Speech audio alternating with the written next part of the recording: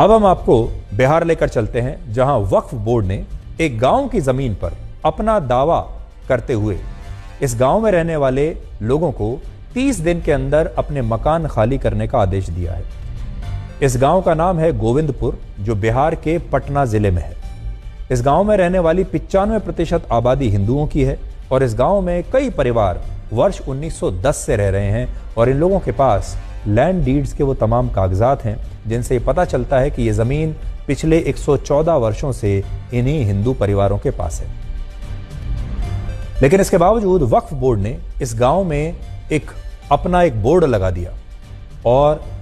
जिस पर लिखा है कि ये जमीन वक्फ बोर्ड की है और इन हिंदू परिवारों को अगले 30 दिन के अंदर इस जमीन को खाली करना पड़ेगा। ये वो बोर्ड है जो लगा दिया गया है गांव में। वक्फ बोर्ड के इस नोटिस के खिलाफ गांव के लोगों ने पटना हाई कोर्ट में याचिका दायर की, जिस पर अदालत ने वक्फ बोर्ड से यह कहा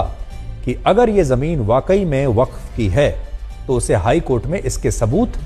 और बाकी के साक्ष्य पेश करने पड़ेंगे। लेकिन वक्फ बोर्ड पटना हाई कोर्ट में ऐसा एक भी सबूत और दस्तावेज पेश नहीं कर पाया जिससे वो इस जमीन को अपनी जमीन साबित कर पाए।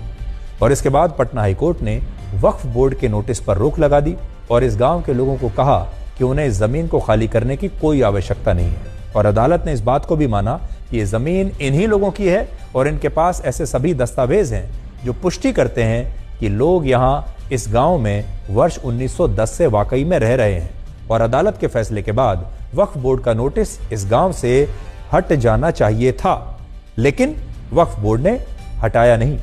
इस गांव के जिन लोगों को भी वक्फ बोर्ड ने उनके मकान खाली करने के नोटिस दिए, वो सभी लोग अब अंदर से बड़े डरे हुए हैं और कह रहे हैं कि आखिर इस देश में ये कानून कब और कैसे बना कि वक्फ बोर्ड किसी की भी जमीन को अपनी जमीन घोषित करके उस पर कब्जा कर सकता है। तो इन लोगों को हम ये बताना चाहते हैं कि ये कानून कांग्रेस पार्टी की सरकारों के दौरान बने थे, जिन्हें यूपीए सरकार ने वर्ष 2013 में और भी ज्यादा सख्त और शक्तिशाली बना दिया था।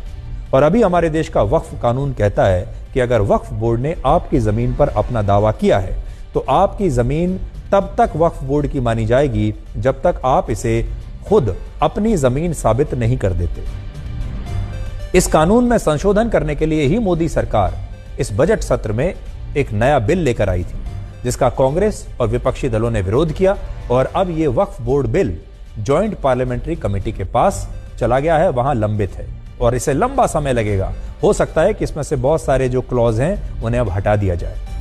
आज ये बात तो सब जानते हैं कि देश में भारतीय सेना और भारतीय रेल के बाद सबसे ज्यादा जमीन वक्फ बोर्ड के पास है, लेकिन बहुत कम लोगों को पता है कि पिछले 76 वर्षों में सेना की जमीन में सिर्फ 31% की वृद्धि हुई, जबकि वक्फ बोर्ड की जमीनों में 1700% की वृद्धि हुई है। और वक्फ बोर्ड की जमीनों में इतनी वृद्धि कैसे हो रही है, आप उसे बिहार से आई इस खबर से समझिए, जहां आरोप है कि रातों रात वक्फ बोर्ड ने गांव के लोगों की जमीनों पर अपना दावा कर दिया और यह भी आरोप है कि इसके पीछे एक बहुत बड़ा माफिया है।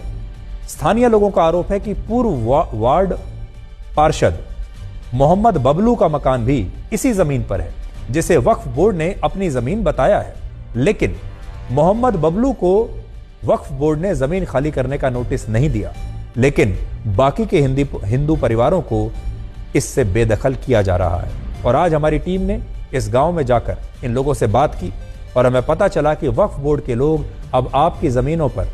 अपना दावा करते हैं तो लोगों को वो उर्दू में लिखे नोटिस देते हैं। और जब लोग ये कहते हैं कि क्या उन्हें हिंदी में इसकी एक कॉपी मिल सकती है, तो वक्फ बोर्ड इससे भी इनकार कर देता है। वो कहता है नोटिस भी आपको उर्दू में ही मिलेगा। यानी इस देश में वक्फ बोर्ड की एक अलग ही व्यवस्था और कानून चल रहा है, जिसे आप इस रिपोर्ट को देखने के बाद और अच्छी तरह से समझ पाएंगे।